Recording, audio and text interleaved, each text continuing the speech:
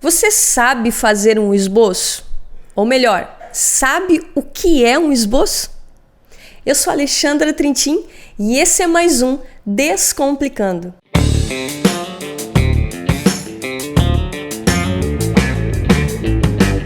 As pessoas de forma geral não sabem a diferença entre um esboço e uma pregação. E o que acontece? Acabam não utilizando essa ferramenta que é maravilhosa, que pode nos ajudar no momento da execução da pregação. E aí o que elas fazem? Acabam levando o sermão inteiro escrito para cima do púlpito, né? Aí aquele monte de folha com toda a pregação escrita e naquele momento de fazer uma consulta rápida, que é para isso que o esboço se propõe, elas olham e não acham e nem sabem onde elas estão naquela parte que foi escrita ali da sua pregação. E acabam se perdendo. Então, acaba muitas vezes que o esboço, feito de um jeito errado, piora a situação. Mas quando o esboço ele é entendido na sua forma real e ele é feito com eficácia, ele pode nos ajudar muito no momento da pregação, como também no momento do preparo da pregação. Porque veja bem, quando a gente sabe o que é um esboço e sabe como fazer um esboço, a gente consegue organizar melhor as ideias. Sabe aquelas ideias que às vezes tem tanta informação na nossa cabeça que a gente não sabe como organizar? Então, o esboço te ajuda a distribuir as informações dentro de uma linha lógica, o que muito pregador não consegue. Organizar de forma lógica, porque tem uma multidão de ideias aqui dentro, de informações e precisa gerenciar isso. O esboço te ajuda a organizar essas ideias. Além disso, o esboço também nos ajuda naquela hora que dá o branco. Sabe aquela hora que dá um apagão assim? Que você não lembra o que estava fazendo, o que estava falando e às vezes acontece da gente começar a falar e no meio da fala a gente não lembra o que a gente queria dizer. Alguma coisa na igreja nos distrai, alguma coisa acontece que dá aquele apagão. O que acontece nessa hora se você tem um bom esboço? Você olha de forma rápida e você já se encontra novamente. Por quê? Porque o esboço é uma espécie de mapa. Literalmente, o esboço é uma espécie de mapa. Um mapa que nos orienta os principais momentos da pregação, certo? Então assim, de uma forma bem prática, eu quero te mostrar agora como é que se monta um esboço de forma bem elementar. Obviamente que existem complexidades na estrutura de uma pregação, mas a grosso modo eu quero te mostrar um jeito bem prático e simples que você pode ocupar metade de uma folha de papel. Aí não vai ficar aquela monte de papelada lá em cima, né? Só uma colinha para você poder estar utilizando na pregação. Então vem comigo. Bom, como o esboço ele tem a finalidade de ser uma consulta rápida, onde a gente coloca o olho e já consegue identificar que parte a gente está e para onde a gente precisa avançar na pregação, nós vamos distribuí-la em 7 partes, tá? Então, em termos estruturais, nós vamos colocar os principais momentos dessa pregação aqui, certo? Então, vamos lá.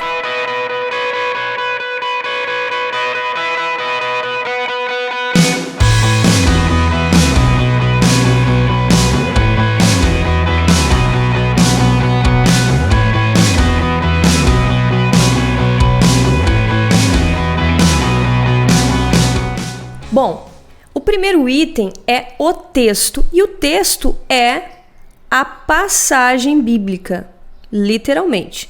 Então, como é difícil a gente gravar referências às vezes, aí então é bom a gente ter anotadinho no papel, tá?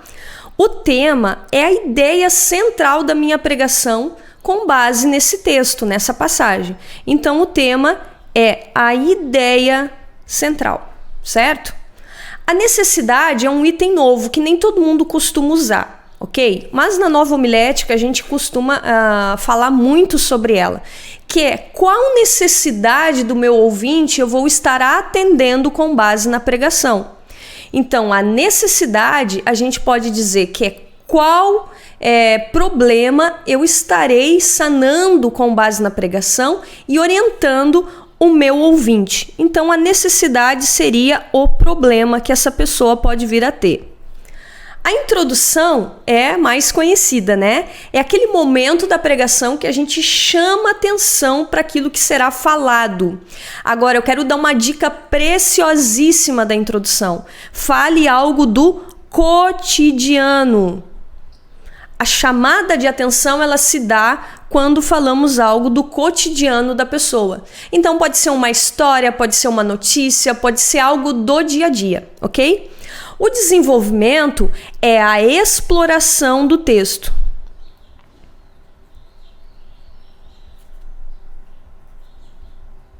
É quando eu pego aquela passagem bíblica e eu começo a explorá-la, contando o contexto,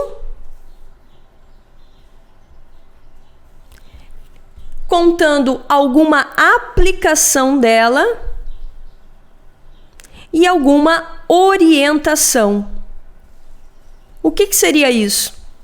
Bom, no item desenvolvimento, no primeiro tópico, eu vou contextualizar a passagem. Eu vou trazer elementos históricos, culturais, eu vou trazer informações. Ou, por exemplo, se eu escolhi uma narrativa da Bíblia, eu vou contextualizar, quer dizer, eu vou contar essa história para o meu ouvinte. Porque nem todos conhecem os textos bíblicos, não é mesmo? Então a gente não pode partir do princípio que todo mundo conhece a história. Então eu vou contar a história de forma objetiva em linhas gerais. No tópico 2, a gente começa a se encaminhar para uma aplicação. É quando eu trago aquela história do texto bíblico para a realidade da igreja, ou seja, para o mundo atual. Porque a passagem bíblica, quando eu contextualizo dentro do mundo daquela época, mas eu preciso trazer para uma aplicação de agora, do mundo real, do mundo em que o meu ouvinte se encontra. E então, no tópico 3, eu começo a me encaminhar para uma orientação. Em outras palavras, como aquela história pode ser aplicada, como ela pode ser resolvida na minha vida. Então, se eu tenho uma passagem em que eu já apliquei, eu já passei pelo tópico 2, eu já mostrei como isso acontece ainda no nosso mundo, eu vou dizer para esses ouvintes como que eles podem fazer para resolver esse problema ou para atender essa necessidade deles. E por fim, e não fim ainda, né, que é a conclusão, é uma espécie de retomada. É quando eu retomo a principal ideia, eu retomo os principais tópicos para levar o meu ouvinte a uma ação. Então a conclusão ela é importante porque é uma espécie de resumo do que eu falei, mas não um resumo comprido, tá? É um resumo rapidinho ali. E então eu levo o meu ouvinte para o apelo, que é o momento da ação. O que eu espero que a igreja faça mediante aquilo que foi pregado? Eu preciso salientar que uma pregação sem apelo é como um corpo humano sem os pés. Tá? Não adianta você construir uma boa cabeça, que é a introdução, colocar um bom corpo, membros, e na hora de fazer o fechamento, você não fazer um apelo. É como se o homenzinho de barro que você criou não tivesse pés, certo? A conclusão, ela não tem essa utilidade. A conclusão é apenas uma retomada, um resumo. O apelo é que leva as pessoas a uma ação frente àquilo que foi pregado. Ok?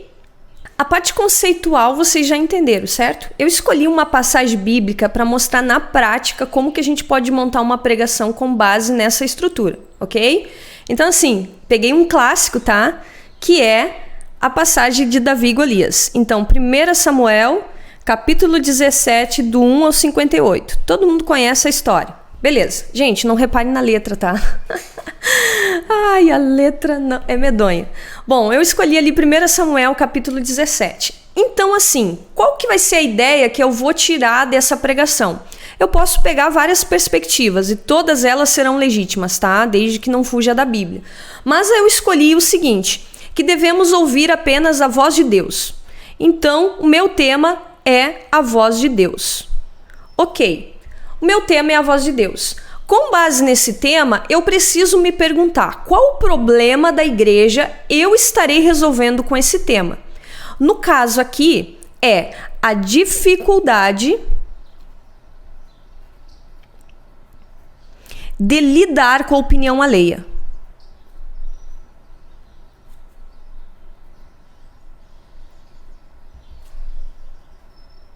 Beleza. Dificuldade de lidar com a opinião alheia. Algo que é muito comum, tá? Bom, na minha introdução eu vou trazer coisas do cotidiano que vêm ilustrar esse problema, principalmente nessa introdução. Então eu vou começar contando coisas do dia a dia. Por exemplo, gente, vocês já notaram como as pessoas gostam de dar opinião, como as pessoas têm opinião formada sobre nós? Então eu começo trazendo elementos do cotidiano, tá? Então, como gostam de dar opinião? Um exemplo. O que eu faço quando eu trago algo do cotidiano? As pessoas, elas vão se identificar porque são coisas do dia a dia dela. Isso é muito importante fazer antes de entrar no texto bíblico mesmo, tá? Porque tem muita gente que prega partindo do desenvolvimento. Eles chegam direto explicando o texto, contando a história e não introduzem o assunto. Bom, o desenvolvimento... Quando eu tô no tópico 1, que é o contexto, eu vou contar a história mesmo. Então eu vou dizer, Davi, ele foi pedido para o pai dele que ele fosse até o campo levar comida para os irmãos. Chegando lá, ele viu o exército mobilizado, sendo afrontado pelos filisteus e tarará. E Davi viu que aquilo era uma afronta, então ele se prontificou a ir para a guerra e ele enfrentou alguns obstáculos antes de Golias. Tá? Porque o meu foco é focar na voz de Deus e não na questão do gigante em si. Então eu vou dizer que a primeira coisa que ele teve que vencer dentro da minha história, né, foi a opinião da família. Que é uma opinião muito importante, né? Talvez para proteger Davi. Depois ele teve que vencer a opinião da liderança, que no caso era Saul. E vencer os olhares, né? Então, Davi, ele precisou e tal vencer toda essa opinião, as vozes que ele ouviu. Então eu vou estar contando essa história já dirigindo para aquilo que eu quero aplicar. A aplicação seria do mesmo jeito, que não podemos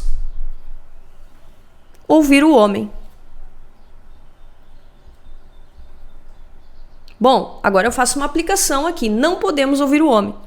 Qual que é a orientação que eu vou dar no terceiro tópico para a igreja?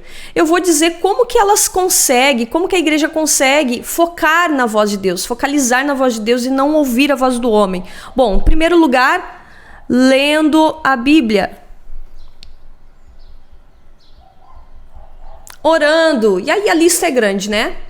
Bom, então aqui na conclusão eu vou retomar em forma de resumo o que eu disse. Bom, gente, da mesma forma que Davi não pôde olhar para a voz humana, não pôde prestar atenção na falta de estímulo que ele estava recebendo, nós devemos olhar e ouvir a voz de Deus, ter certeza daquilo que ele está nos dizendo, aquilo que ele está nos mandando fazer. Então eu vou retomar de forma bem geral, tá? E a ação, como que eu vou levar essas pessoas a uma ação? Eu vou dizer para elas, talvez você tenha sido influenciado pelas opiniões alheias. Não permita que a voz humana guie a tua vida, dirija. Antes de tomar qualquer decisão, escute a voz de Deus, ore ao Senhor. Então eu vou começar a levar essas pessoas a uma ação frente àquilo que foi feito no meu tema e com base na dificuldade, na necessidade que eu quero sanar da igreja. Bom, olhando assim, apesar dos garranchos, né, meu povo, dá para entender de forma clara como o esboço ele serve, ele é útil. Agora imagine o seguinte, você está lá na hora da pregação e você não lembra de alguma passagem ou se perdeu. Quando você olha para um desses tópicos aqui, você já vai colocar uma frasezinha que vai lembrar o que você precisa falar. E isso vai te ajudar como mapa na hora, beleza? Se você gostou da dica, da informação, compartilha, deixa aí o teu like, né? Marca o amigo, encaminha esse conteúdo para mais uma pessoa que possa aí ajudar algum pregador que tem dificuldade de montar esboço. Porque esboço, meu povo, é uma ótima ferramenta, se for bem utilizada, certo? Muito obrigada, até a próxima semana.